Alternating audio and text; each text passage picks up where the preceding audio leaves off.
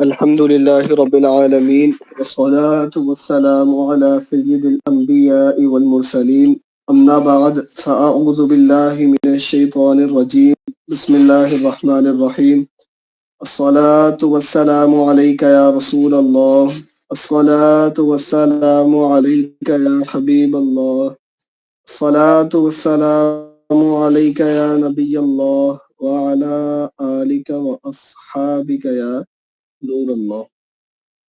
الحمدللہ ہمارا عصر کا بیان جاری ہے توضیح التوقیت کے اندر فوائد فی الظہر والعصر کی آج ابتدا کرنی ہے۔ فرما رہے ہیں یہ اوقات جو پیچھے پورا جدول دیا تھا میں نے آپ کو دکھا دیا تھا، یہ اوقات بلا لحاظ انکسار و نسکوتر وغیرہ ہیں۔ لازمی سی بات ہے کہ جب نجومی غروب ہے تو اس میں نہ انکسار ہوگا نہ نسکوتر ہوگا، تو جب اس پر قدر انکسار زیادہ کریں۔ اب انکسار سے مراد صرف ایسا نہیں کہ جو حقیقی اصطلاحی انکسار ہے وہ مراد نہیں، بلکہ انکسار پورا نسکوتر اور انکسار دونوں مراد ہیں اس سے۔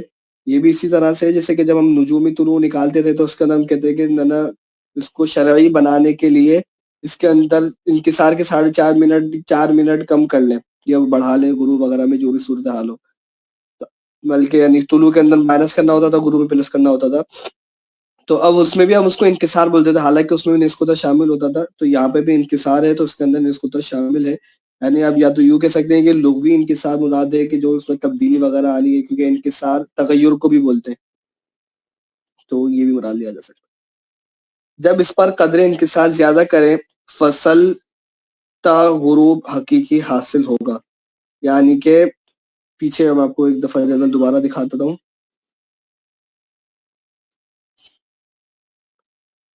یہاں پر پہلے غروب نجومی، پھر وقت مثل ثانی نا یہ آ گیا، پھر فصل تا غروب نجومی، یعنی کہ اثر مثل ثانی اور غروب کے درمیان کتنے گھنٹے کا فاصلہ ہے، کتنے گھنٹے کتنے منٹ سیکنڈ کا فاصلہ ہے یہ۔ تو اب فرما رہے ہیں کہ اس کے اندر اگر نجومی کے اندر انکسار کی مقدار زیادہ کر دیں، یعنی کہ اس کو شرعی غروب بنا لیں، تو فصل جو ہے نا غروب حقیقی حاصل ہو جائے گا۔ آسان سی بات ہے، کوئی اس میں الگ سے کوئی سائنس تو لگ نہیں رہی، تو حقیقی حاصل ہوگا۔ اس سے یہ معلوم ہوا کہ ہمیشہ فصل تا حقیقی فصل تا نجومی سے قریب 3 منٹ کے زیادہ ہوتا ہے، اس لیے قوس و جدی میں غروب حقیقی تک فصل 1 گھنٹہ 35 منٹ ہے۔ یہ دیکھ لیے یہاں سے ہمیں نظر آ رہا ہے جدول، یہ قوس جدی ہے 1 گھنٹہ لب یعنی کہ 32 منٹ، جب اس میں آپ 3 منٹ زیادہ کر دیں گے تو 1 گھنٹہ 35 منٹ ہو جائے گا۔ لیکن یہ آپ کو یاد ہونا چاہیے کہ منار التوقیت کے اندر اس کی وضاحت مفتی افضل حسین منکری علیہ الرحمہ نے فرمائی تھی کہ مقدار تمام عرض بلاد کے لیے ایک سی نہیں ہوگی، بلکہ انہوں نے 3 قسمیں کی تھی کہ یہاں سے یہاں تک کی اتنی مقدار ہوگی، یہاں سے یہاں تک کی اتنی مقدار ہوگی، اور اس سے اوپر کا انہوں نے بیان ہی نہیں کیا تھا کہ ادھر مختلف صورتیں پیش آتی ہیں۔ تو کم عرضی بلاد پر تو یہ 3 منٹ چل جائے گا، لیکن جب بڑے عرضی بلاد پر آتے تو آپ کو 4 منٹ 4.5 منٹ اور اس طرح سے لانا ہوگا۔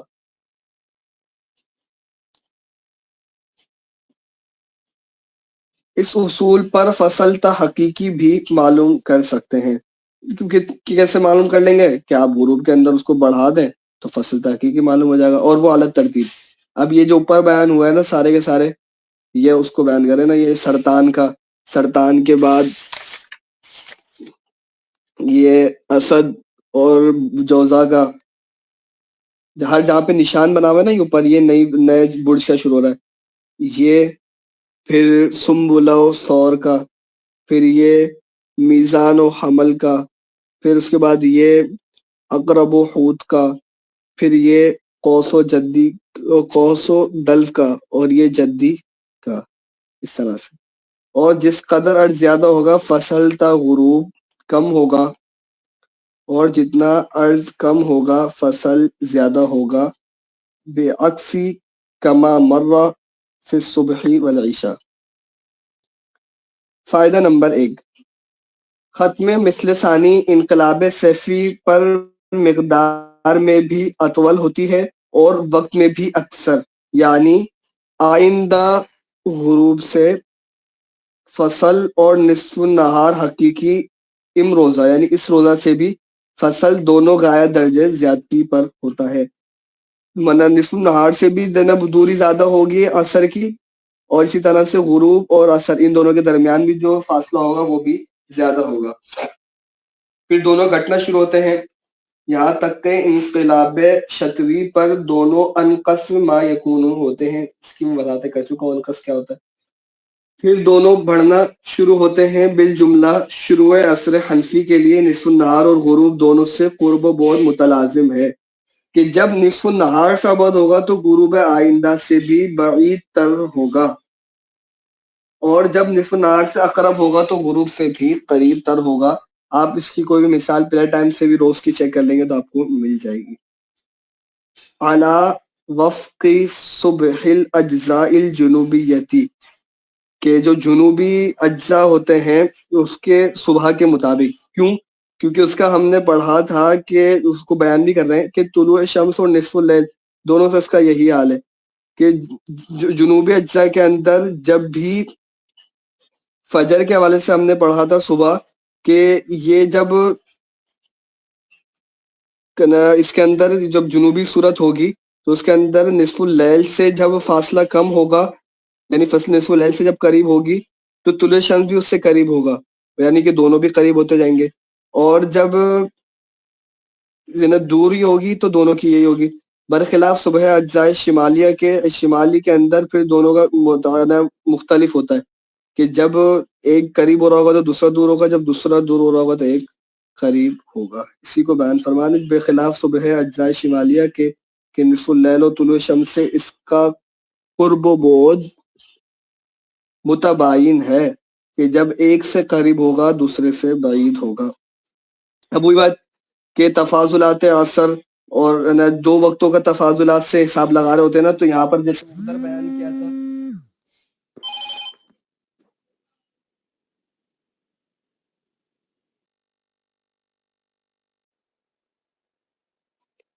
جی معذرت کچھ مصروفیت آ گئی تھی اس کی وجہ سے مجھے تھوڑا رکنا پڑا۔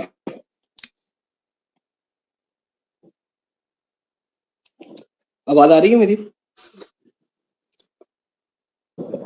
جی آ رہی ہے۔ ٹھیک ہے، ٹھیک ٹھیک۔ بسم اللہ الرحمن الرحیم۔ یہاں تک کہ انقلاب شتوی پر دونوں انقص ما یکون ہوتے ہیں، پھر دونوں بڑھنا شروع ہوتے ہیں بالجملہ شروع عصر حنفی کے لیے نصف، اچھا یہ ہم نے پڑھ لیا تھا، فائدہ نمبر 2 پر کیوں چل رہی تھی۔ تفاضلات وقت عصر ہمیشہ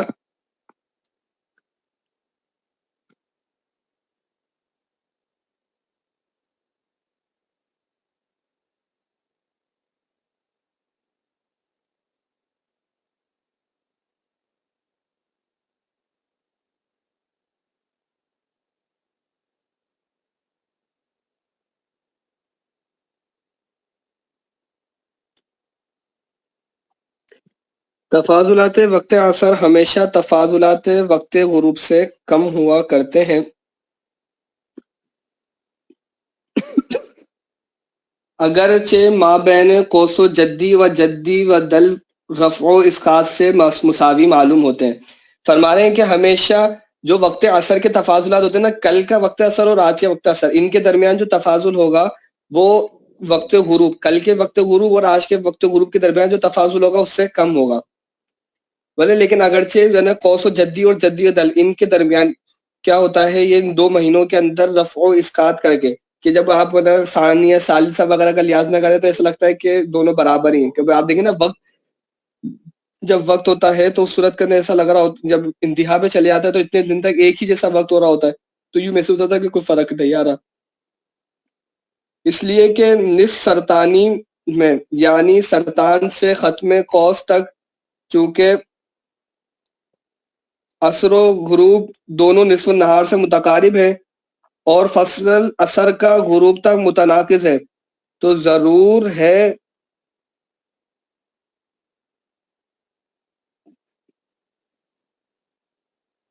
تو ضرور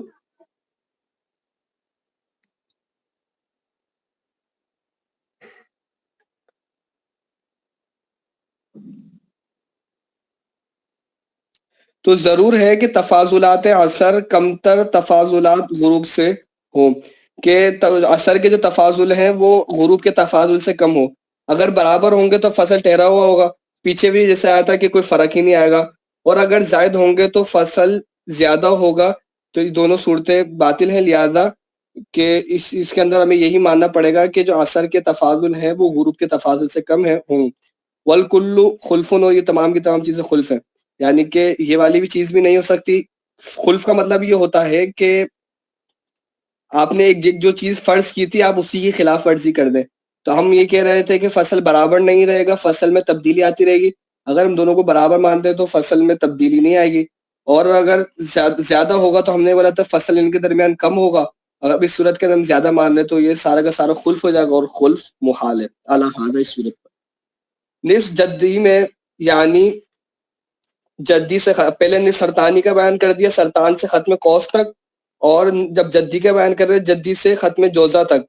چونکہ عصر و غروب دونوں نصف النہار سے متباعد ہیں اور فصل متزائد ہے. پہلے متناقص تھا، جب بھی سارا اب متزائد ہے تو سارا الٹ ہو جائے گا. تو ضرور ہے کہ غروب بنسبت عصر کے پیچھے ہو، تاکہ باوجود دونوں. اب اصل اگر الگ انداز سے بیان کیا نا کہ غروب پیچھے ہو، تو پہلے یہ بیان کیا تھا کہ تفاضلات عصر کم ہو، اب یہ بیان کر دیا کہ غروب کم ہو. بات وہی نکلے گی کہ عصر زیادہ ہو جائے. مخروں کہ فصل تا غروب زیادہ رہے کمالا یخفا.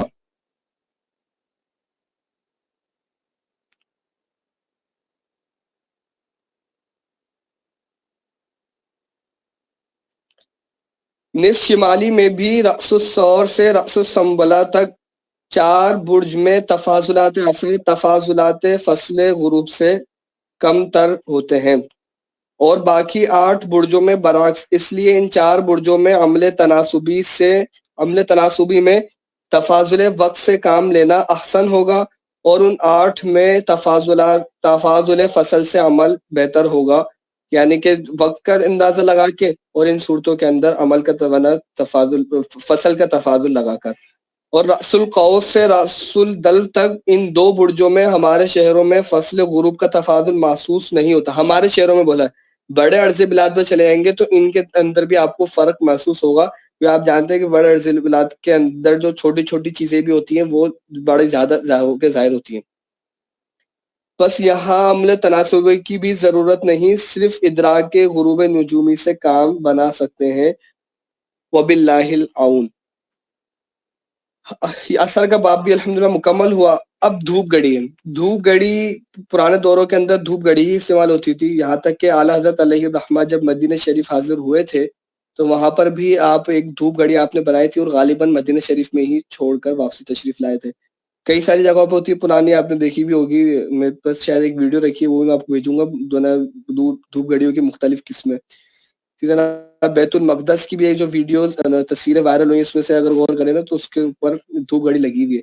تو یوں دھوپ گڑیوں کا بہت زیادہ استعمال تھا، میوزیم وغیرہ میں ابھی بھی بہت رکھی ہوئی ہوں گی. تو اس کو ہم اپنی خود بھی بنا سکتے ہیں. خود میرا بھی ارادہ ہے، لیکن جیسے ظاہر سی بات ہے کوئی کاریگر ساتھ چاہیے ہوگا، اس کو ہمیں بتانا ہوگا کہ بھائی یہ چیزیں کر آگے پورا طریقہ کار آ رہا ہے، تاکہ وہ پورا اسکرو لگانے، سارا سوراخ، ڈرل مشین، ساری چیزیں ہوں گی. یا تو بندے کو سارے کام خود آتے ہو. تو یہ ہے دھوپ گھڑی. دھوپ گھڑی 2 قسم کی ہوتی ہے. ایک وہ کہ زمین پر جمائی جاتی ہے، اسے افقی دھوپ گھڑی کہتے ہیں. دوسری وہ کہ ان شہروں میں جن کا ارض شمالی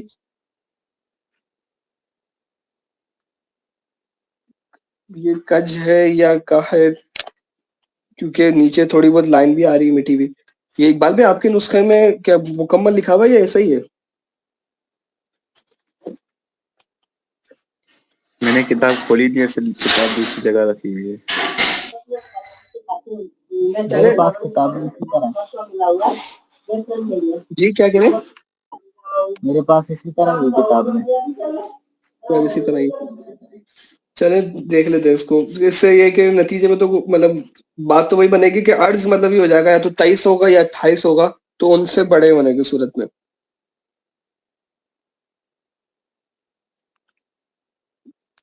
اب یا تو پیچھے ان کا کوئی وہ ہوگی، کیونکہ انہوں نے اپنے ہی شہر بریلی شریف کا عرض ولد بیان کیا ہے.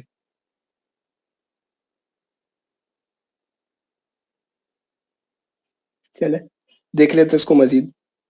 دوسری وہ کہ ان شہروں میں جن کا عرض شمالی اب یا تو 23 یا 28 درجے سے زائد ہے، شمالی دیوار میں جس کا رخ صحیح جنوب کو ہو نصب کی جاتی ہے، اسے عمودی دھوپ گھڑی کہتے ہیں. دونوں میں بامن، اب یہ جو اوپر لگایا جاتا ہے نا، شاید اس کو بامن اس دور میں بولا جاتا ہوگا.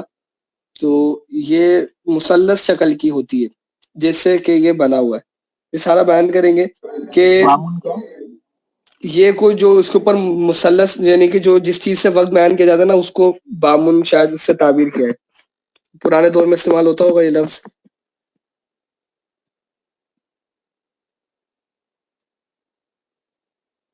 ایک منٹ دیکھو، میں پھر بھی دوبارہ لغت میں چیک کر لوں.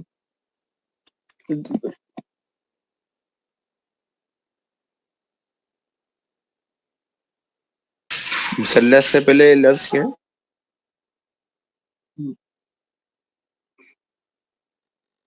ایک منٹ رکیے، لغت چیک کر رہا ہوں.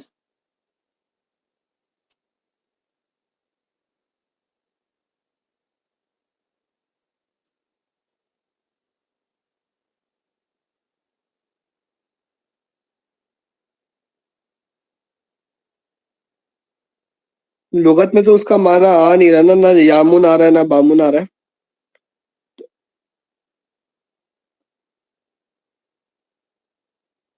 مراد اس سے یہ ہوگی کہ جو نا دھوپ گھڑی کے اوپر لگایا جاتا ہے نا، یہ مراد اس کی ہے. اب لفظ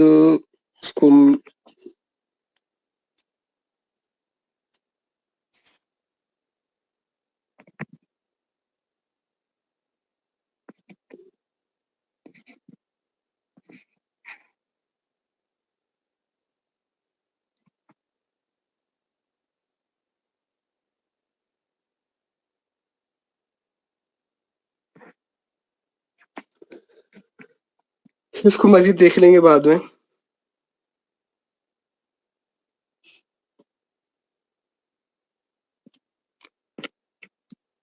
مثلث شکل کی ہوتی ہے جیسے یہ ضلع الف با پتھر کی نالی میں جمائی جاتی ہے، یعنی کہ جو جس پتھر کے اوپر بنائی جائے گی نا یہ دھوپ گھڑی، تو اس کے اندر ایک نالی جیسی بنا کے سوراخ کر کے اس کے اندر یہ جمائی جائے گی. اور افقی گھڑی میں ضلع الف جیم پتھر کی سطح پر عمود کی جاتی ہے، سطح پر کھڑی کی جائے گی کہ سیدھی مقابل قطب ہو. نقطہ با جانب جنوب رہے گا اور عمودی میں نقطہ با آسمان کی طرف ہو، اور ضلع الف جیم زمین کی جانب. دونوں گھڑیوں میں ضلع با ہا کا سایہ لیا جائے گا، اور اس وجہ سے کہ یہ یہاں پر نامن لکھا ہوا ہے، اوپر نیچے نقطہ لگا ہوا ہے، یا تو مس پرنٹنگ ہے، سارے کیا معاملات ہے. اور اس وجہ سے کہ نامن قدر دبیز ہوتی ہے تو یہ ضلع شرقی اور غربی دو خطوں کا نام ہوتی ہے. اب یہ اس طرح سے اس کی پوری شکل بن جائے گی. صبح سے ٹھیک دوپہر یعنی نصف النہار حقیقی تک سایہ جانب مغرب پڑتا ہے، کیونکہ سورج جانب مشرق ہوتا ہے. اور ضلع غربی با جیم سایہ دیتی ہے، یہ جو سایہ ہے اس کا سایہ بنے گا. اور ٹھیک دوپہر سے شام تک سایہ جانب مشرق پڑتا ہے، ضلع شرقی با جیم سایہ ڈالتی ہے. اور نصف النہار حقیقی کے وقت ان ضلعوں کا سایہ بالکل معدوم ہوتا ہے. جس وقت نامن کے یورپ پچھم دونوں پہلو پر اصلاً سایہ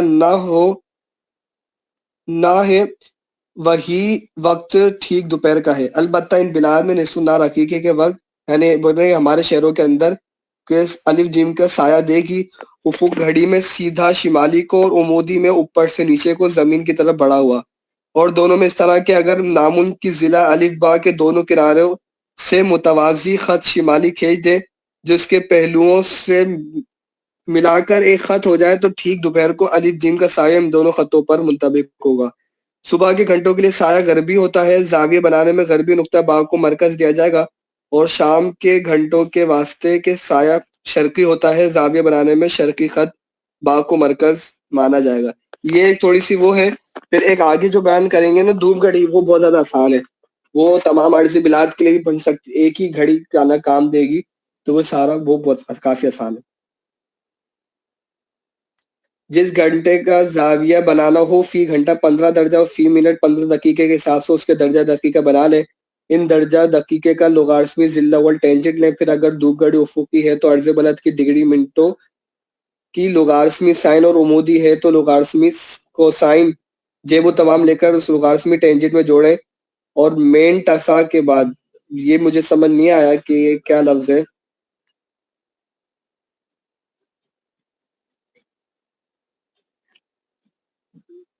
اور مین ٹسا کے بعد عدد صحیح میں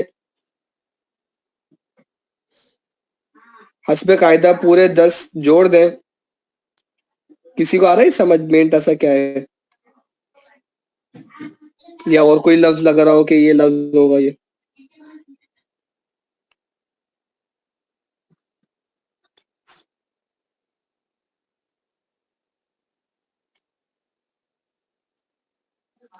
حسب قاعدہ پورے 10 چھوڑ دیں.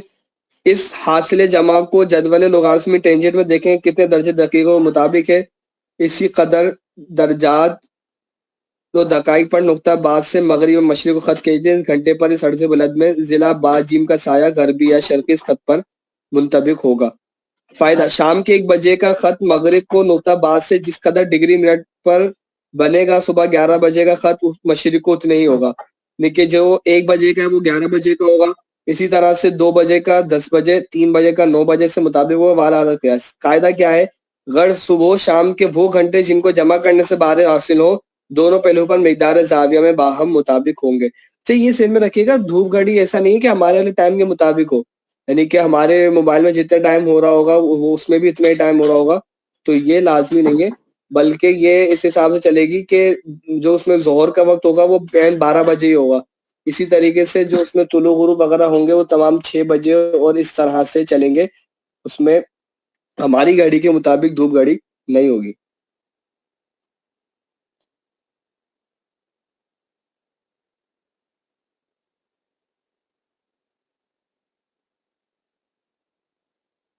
یہی حساب قصور میں بھی رہے گا. مثلاً 1:15 بجے کا 11:15 بجے، 1:30 بجے کا 10:30 بجے، 1:45 بجے کا 10:15 بجے سے مطابق ہوگا.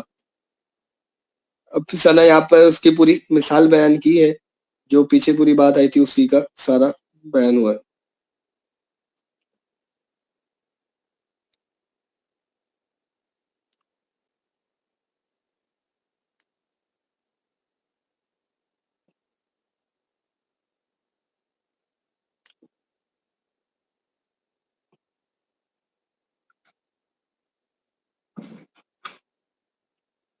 پھر یہ اعلیٰ حضرت علیہ رحمہ کا کچھ اس کے حوالے سے فارسی کے اندر نقل کیا ہے. پھر اب یہ یہاں سے ایک دھوپ گھڑی آسان والی بیان ہو رہی ہے. دھوپ گھڑی بنانے کا ایک بہت آسان قاعدہ یہ ہے کہ جس میں نہ حساب کتاب کی ضرورت، نہ ہر عرض کے لیے الگ بنانے کی حاجت، بلکہ ایک ہی گھڑی تمام دنیا کے لیے کافی ہے. ضرورت اس امر کی ہے کہ عرض البلد معلوم ہو تاکہ جہاں چاہیں اس کو سیٹ کر سکیں. پیتل یا تانبا کا 2 ٹکڑا لے کر نصف دائرے کی شکل کا بنائے. آخر اگلے پیج پہ اس کی تصویر ہے، جن کے پاس کتاب ہو تو وہ آگے کر کے دیکھ بھی سکتے ہیں. ایک کا میں انشاءاللہ اس کے بعد دکھاتا ہوں پورے پڑھنے کے بعد. ایک کا عرض بقدر نصف اونچا یا اس سے کچھ کم ہو اور دوسرے کا عمق بقدر نصف اونچا یا اس سے کچھ کم رکھا جائے.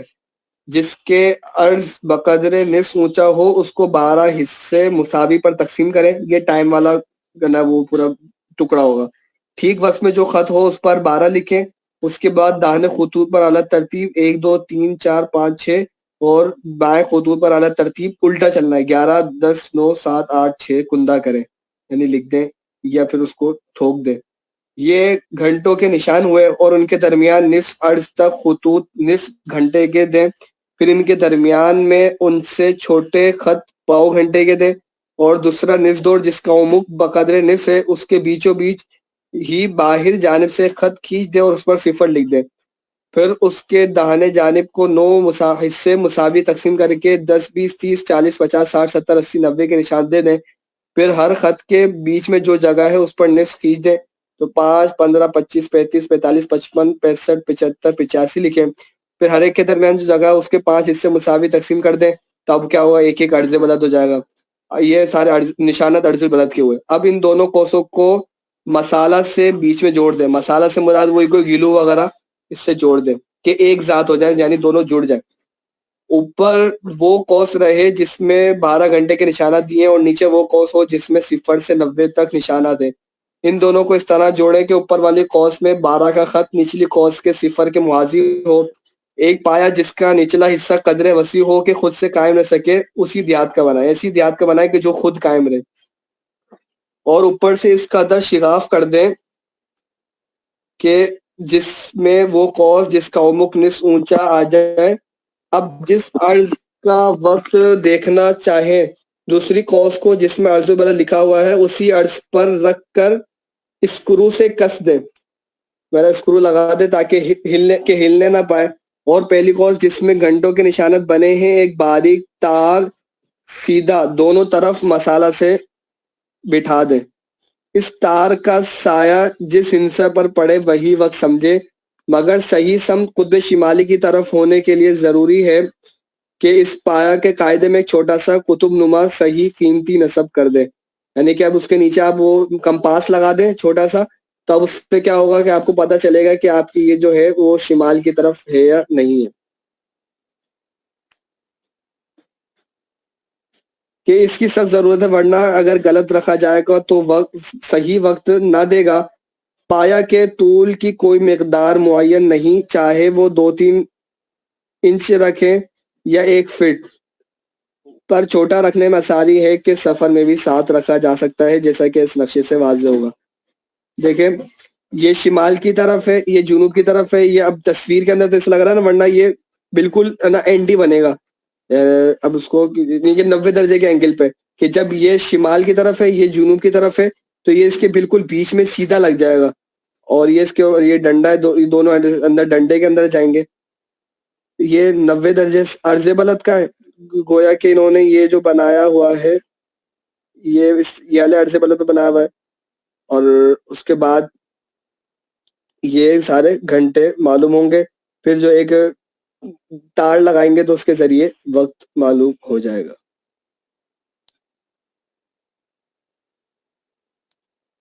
آپ میں سے بھی کوئی بنا سکے اس طرح تو کوشش کریں. تار لگائیں گے تو کس طرح معلوم ہوگا؟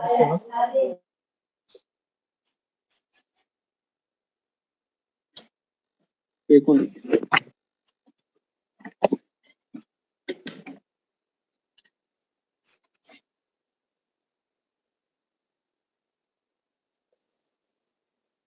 دوبارہ سوال کیجیے گا. تار لگائیں گے تو اس سے معلوم کس طرح ہوگا وقت؟ مطلب اس کا سایہ بنے گا نا وقت کے اوپر, جس گھنٹے کے اوپر اس کا سایہ بن رہا ہوگا تو اس کو مطلب اس کا مطلب یہ ہوگا کہ مطلب یہ ٹائم ہو رہا ہے, جو بھی گھنٹہ ہوگا اس پہ اس کا سایہ پڑے گا.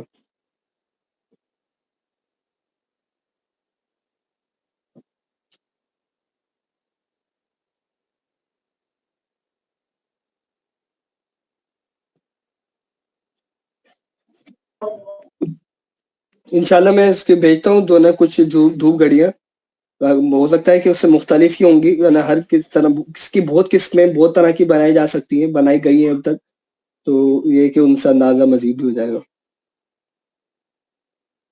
اب ہے سمت قبلہ کا باب. یہ سمت قبلہ کا ہم نے اس کے کچھ صفحات غالباً 8-10 صفحات ہم نے اس کے پڑھے تھے لیول 3 کے آخر میں, تو میں آپ کو اس کا خلاصہ عرض کر کے پھر اس کے بعد مزید آگے چلتا ہوں. پہلے تو انہوں نے یہاں پہ بیان کیا تھا کہ علماء کس قدر اس سے غافل ہیں, اور اس کا صورت کیا تھی کہ انہوں نے اپنے طلباء سے 4 مختلف علماء کی طرف مختلف بڑے بڑے شہروں کی طرف خط بھیجا تھا, جس کے اندر 4 شہروں کا سمت قبلہ معلوم کیا تھا. اور اس میں مزید کچھ سوال بھی تھے. کہ سوال یہ تھا کہ سارے مولویوں کے نام تھے, یعنی کہ پہلے کے دور میں علماء کو مولوی بولا جاتا تھا. کیا فرماتے علماء دین اس مسئلے میں کہ کلکتہ, پٹنہ, گیا, الہ آباد ان 4 شہروں کا سمت قبلہ شمالی ہے یا جنوبی ہے؟ اب ایک مولوی صاحب فرماتے ہیں کہ ان سب جگہوں کا قبلہ شمالی ہے, چونکہ سب شہر مکہ معظمہ سے زائد الارض ہیں, اس لیے خیال ہوتا ہے کہ سمت قبلہ ان شہروں کا جنوبی ہونا چاہیے. نیز وہ یہ بھی فرماتے ہیں کہ سمت قبلہ سے عرض حرم سے عرض بلد کے زائد یا کم ہونے کا اعتبار نہیں, بلکہ عرض موقع کے زائد یا کم ہونے پر انحراف کو مدار ہے. یہ ساری چیزیں تو آپ کے ذہن میں ہوں گی. لیول 3 میں ہم نے ان کو بہت زیادہ تفصیل سے پڑھا ہے. پھر ایک اور سوال یہ کر دیا عرض موقع کیا چیز ہے اور سمت قبلہ نکالنے میں اس کا قاعدہ کیا ہے, کیا قاعدہ ہے, اور ان سب شہروں میں سمت قبلہ کے لیے نقطہ مغرب سے شمال کو مڑنا ہوگا یا جنوب کو, اور کس قدر کتنے درجے کتنے دقیقے انحراف سے مصلی کا رخ سمت قبلہ کو ہوگا. پھر آپ کو معلوم ہے کہ ہر خط کے اندر جو غلطیاں تھیں اس کے اوپر خوب وضاحت فرمائی تھی. کسی نے سب کو جوابات دیے تھے کہ یہ غلط ہے, یہ غلط ہے, کیا کیا غلطیاں کی ہیں انہوں نے.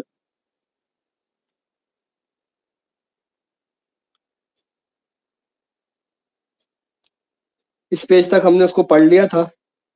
اب دو صورتیں ہیں, یا تو ہم اس کو آگے پڑھنا شروع کر دیں, یا پھر اگر یہ چاہتے ہیں کہ بھائی اس کو ایک دفعہ دہرا لیں پھر ہم آگے پڑھیں, تو جس طرح سے آپ لوگ کہیں وہ صورت اختیار کر لیتے ہیں.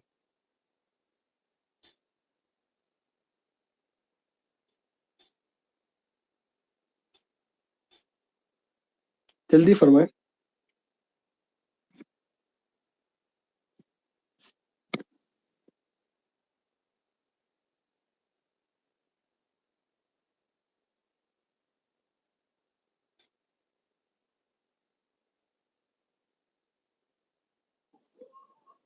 آگے ہی پڑھ لیتے ہیں. ٹھیک ہے جی, ویسے ٹائم بھی ہمارے پاس کم ہی ہے تو اس طرح سے بہتر رہے گا. اب یہاں پہ ایک عربی عبارت جو پیچھے پورا رد چل رہا ہے, انہوں نے کیا بولا تھا اس کا میں آپ کو لب باندھ دیتا ہوں.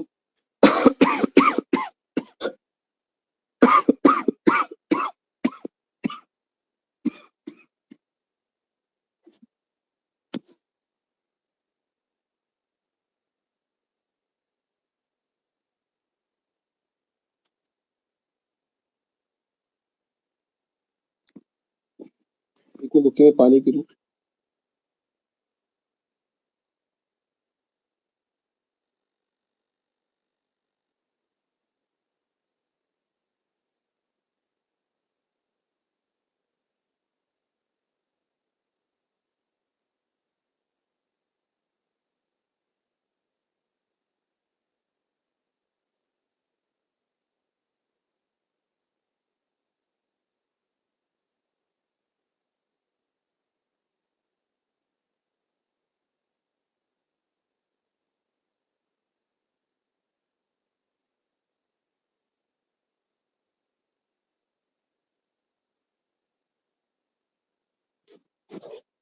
پیچھے اب ان کا سارا چل رہا تھا, تو وہاں پر انہوں نے جواب دینے کے اندر صورتیں لکھی تھی کہ ان کی 4 صورتیں بنیں گی کہ عرض طول بلد کم ہے زیادہ ہے, ساری کی ساری یہ اس طرح کی صورتیں بیان کی تھی. تو اب ان کے احکامات بیان کر دینا. پھر آخر یہاں پہ آخری جو بات انہوں نے شروع کی وہ یہ تھی کہ ارشاد ہوا اس پیج کے آخری لائن, اس سے پہلے والے پیج کے آخری لائن پہ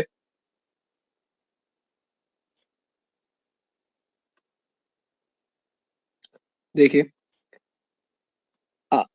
ارشاد ہوتا ہے کہ تیسری صورت میں مغرب اور جنوب کے درمیان جنوب کے قریب سمت قبلہ ہوگا. اب اس کا جواب دینے, اولاً یہ قاعدہ ہی بالکل غلط ہے اس صورت میں کہ اب یہ صورت بیان کرے. تیسری صورت کون سی تھی؟ اب یہ مطلب مفتی ظفر الدین بیاری علیہ رحمہ کلام فرما رہے کہ بلد مکہ معظمہ سے طول و عرض دونوں میں زائد ہو, جیسے کہ تیسری صورت میں فرض کیا گیا وہاں کبھی بھی ٹھیک نقطہ مغرب کو ہوتا ہے ہوا کرتا ہے, اور کبھی شمال کو کبھی جنوب کو. یہاں پہ جو انہوں نے بات بیان کی نا کہ اس صورت کے اندر ہمیشہ مغرب اور جنوب کے درمیان ہی قبلہ ہوگا, اور وہ بھی جنوب سے قریب تر ہوگا, تو فرمانا ہے کہ یہ غلط ہے. بلکہ یہاں پہ تینوں صورتیں پیش آئیں گی کہ وہاں پر کبھی مغرب کو قبلہ ہوگا, کبھی شمال کو, اور کبھی جنوب کو. اب آپ لوگ بتائیں کہ ایسا کیوں ہوگا کہ 3 صورتیں پیش آئیں گی؟ کہ جب طول بھی زیادہ ہے اور عرض بھی زیادہ ہے مکہ معظمہ سے. تھوڑی سی دہرائی ہو جائے.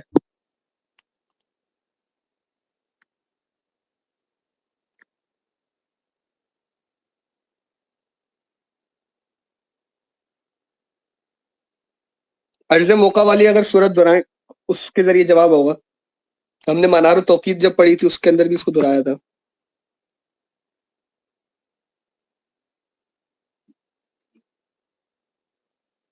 سوال کیا ہے تو دوبارہ بتا دیں. کہ ان کی تینوں صورتیں کیوں بن رہی ہیں جب عرض بلد بھی زیادہ ہے اور مطلب عرض اور طول دونوں مکہ معظمہ کے طول و عرض سے زیادہ ہے.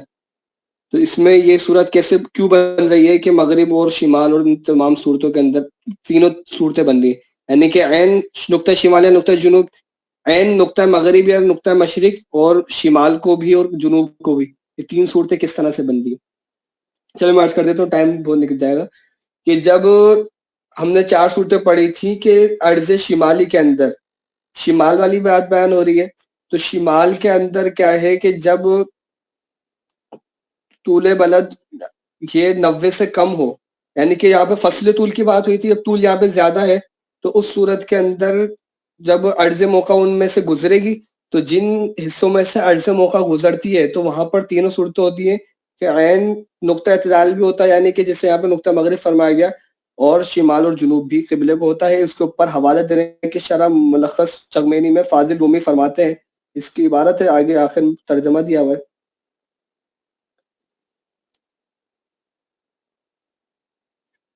کہ یعنی جبکہ طول و عرض بلد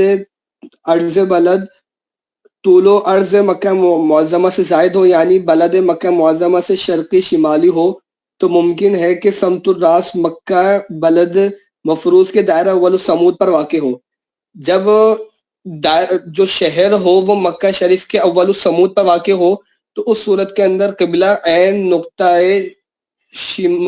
نقطہ مشرق یا مغرب ہوتا ہے، جسے السان میں بولتے ہیں عین نقطہ اعتدال ہوتا ہے. یعنی کہ اس کو دوسرے لفظوں میں کہہ لیں تو یہ بات ہوتی ہے کہ اس شہر کا عرض اور عرض موقع یہ دونوں برابر ہو جائے، تو اسی صورت کے اندر دونوں اول السمود پر واقع ہو جاتے ہیں کعبہ شریف کے. تو اس صورت کے اندر کیا ہوتا ہے، قبلہ عین نقطہ اعتدال ہوتا ہے.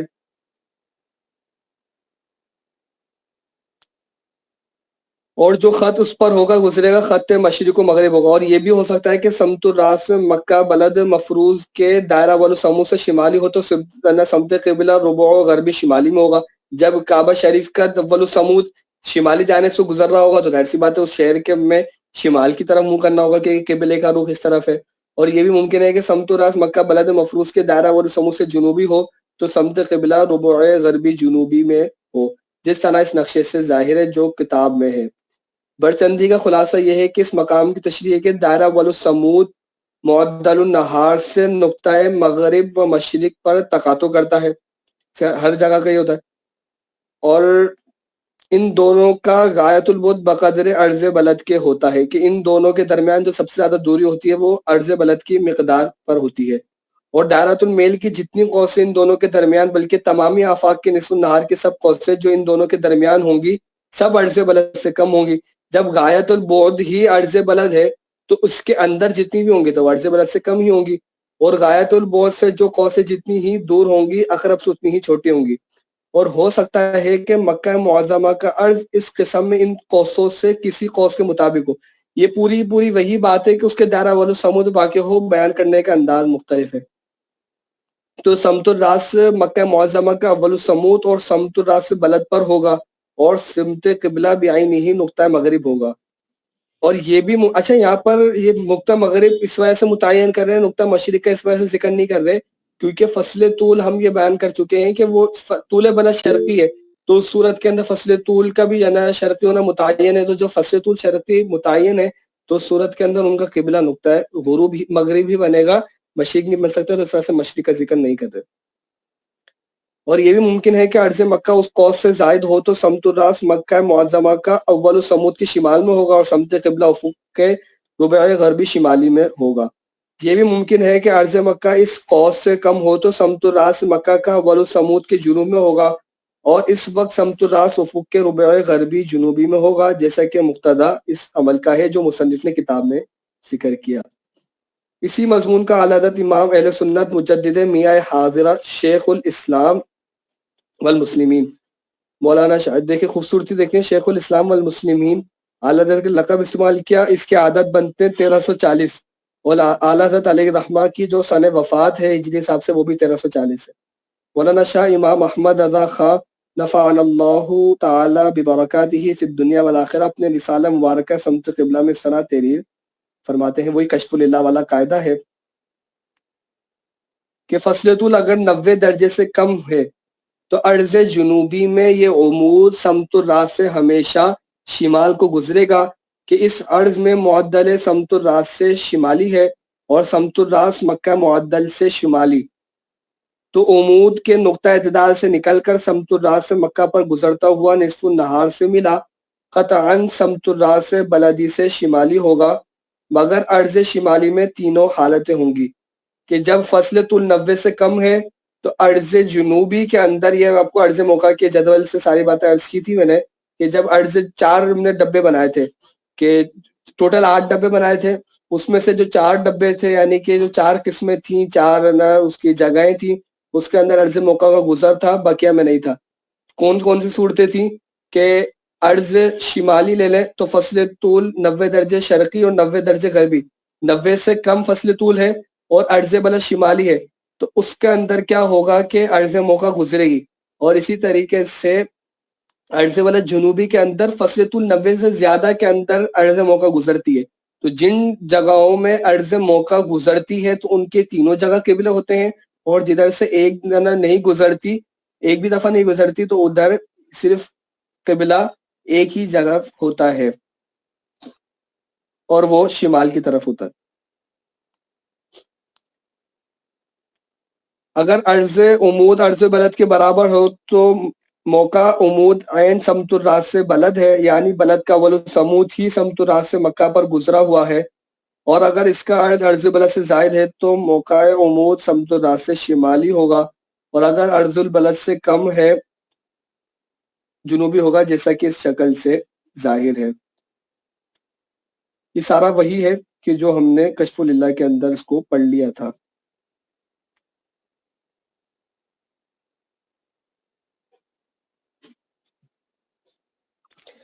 آگے اور مزید ان پہ کلام کرتے ہیں۔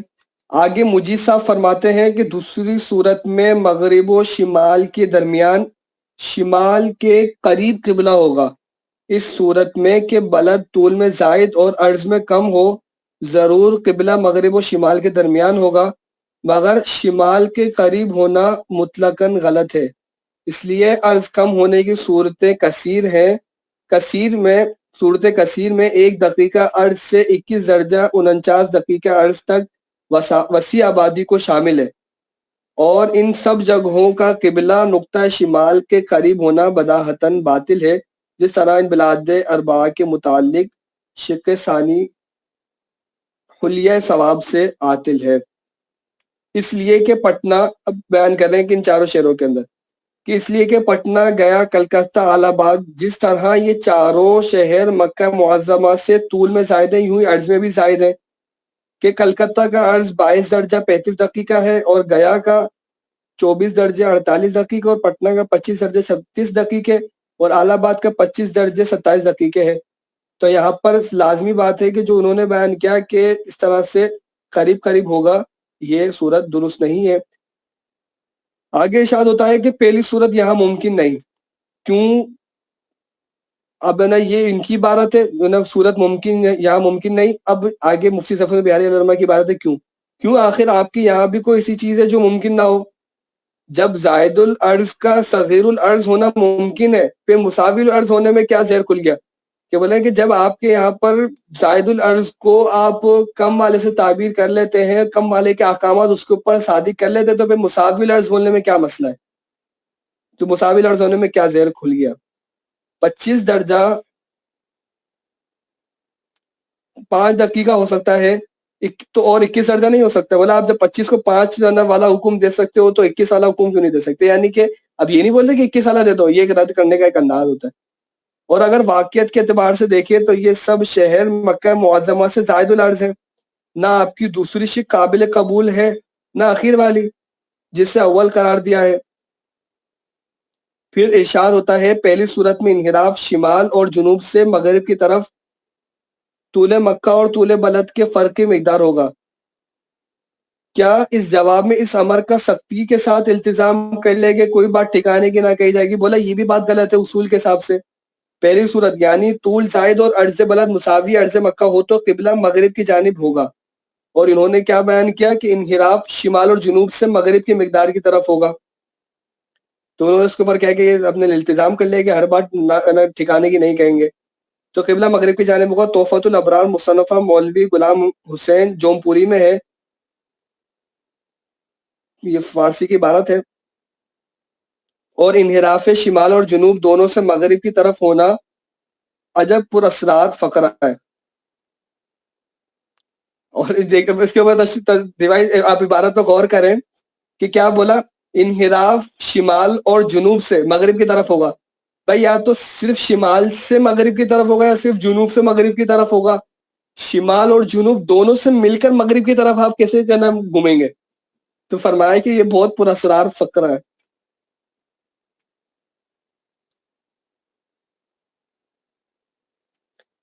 اب دیکھیے کہ الف با جیم دال ایک دائرہ ہے. الف نقطہ مغرب ہے،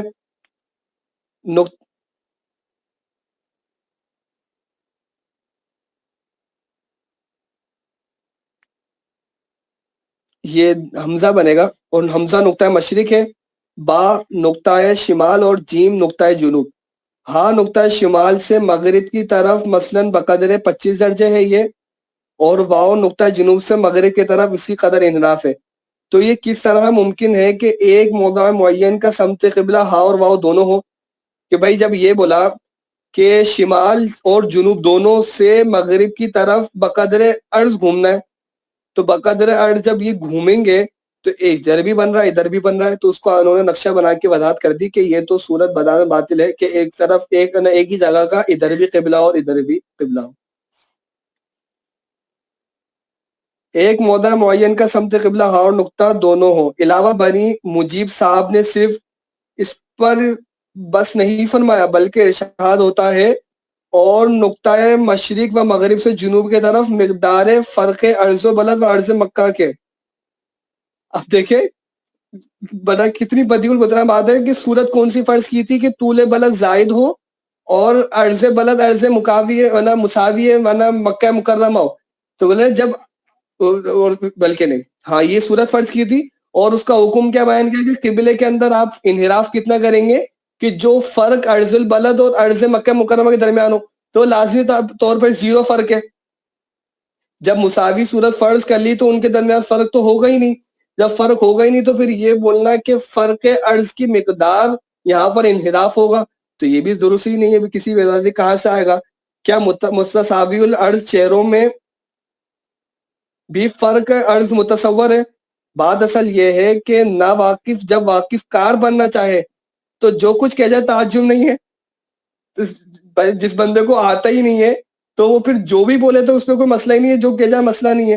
پھر دوسری صورت کا یعنی طول زائد اور عرض کم ہو حکم ارشاد ہوتا ہے، وہ بھی اس درجہ عامیانہ ہے کہ معلوم ہوتا ہے کہ بے سمجھی کسی کتاب کا ترجمہ کر دیا ہے اور اس بے سمجھی کو اس طرح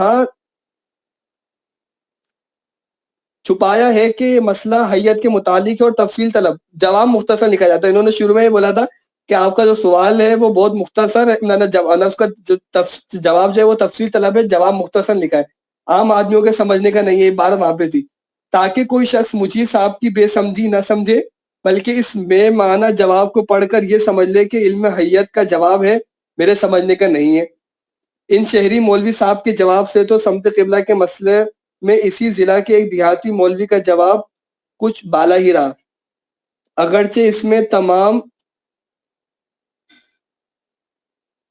صورتوں کے جواب نہیں ہیں، نہ سب جوابات ہی مطابق واقع ہیں، نہ دلیل مطابق دعویٰ ہے، نہ عذر ہی قابل قبول ہے. پھر آگے ایک اور بیان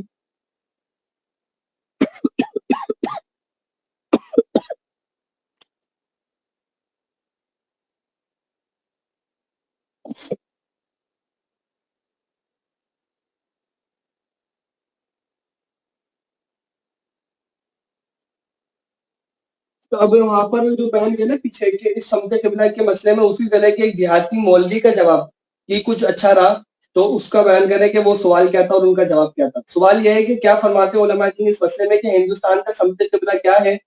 آیا یہ مساجد جو سلف صالحین بنا کر گئے ہیں ان کا اعتبار سے یا برو قاعدہ اہل حیت جو سمت قبلہ نکالا اس کا اعتبار ہے؟ اور جو شخص باقاعدہ اہل حیت نماز پڑھتا ہو نماز اس کی ہوئی یا نہیں، اور یہ شخص تمام مسجد کو غلط بتاتا اور یہ کہتا ہے کہ سمت قبلہ اصل میں سمت قبلہ مساجد میں 5 کوس کا فرق ہے، سمت قبلہ اصلی میں اور سمت قبلہ مساجد میں 5 کوسوں کا فرق ہے، اور یہ شخص ایک مسجد کا امام ہے، در حالت امامت سمت مساجد سے انحراف کر کے نماز پڑھتا ہے اور مقتدیان اس سمت کو غلط جانتے ہیں، ایسی حالت میں ابتدا اس امام کی صحیح ہوگی یا نہیں ہوگی؟ بینوا بالدلائل والتفصیل وتوجروا باجر الجزیل۔ سائل 5 باتیں دریافت کرتا ہے اور ان کا جواب تفصیلی مدلل بالدلائل چاہتا ہے۔ اس کے جواب میں ارشاد ہوتا ہے الجواب، جو لوگ کہ بیت اللہ سے غائب ہیں ان کا قبلہ جہت کعبہ شریف ہے، جس طرف میں کعبہ ہے اسی طرف کو رخ کر کے نماز پڑھے۔ مثلا جو لوگ ہندوستان میں رہتے ہیں اور ہندوستان کا قبلہ مغرب کی جانب ہے تو ان کو مغرب کی طرف منہ کر کے نماز پڑھنی چاہیے، اگر جنوب و شمال کی طرف ان کا منہ ہو جائے تو ان کی نماز نہ ہوگی، اور جو جنوب و شمال کے بیچ میں رہیں گے تو نماز ہو جائے گی، یعنی کہ جو ان کے درمیان رہیں گے 45 درجے سے کم ہوگی تو ہو جائے گی، اور اگر کوئی شخص موافق قاعدہ حیت کے 21.5 درجہ عرض کی طرف منہ کر کے نماز پڑھے گا تو اس کی نماز بھی ہو جائے گی۔ یعنی کہ اب وہ کہہ رہے ہیں کہ اصل کی بات یہ ہے کہ مغرب کی طرف قبلہ ہے، اور جو قواعد سے نکالے گا 21.5 درجہ واقع ہوا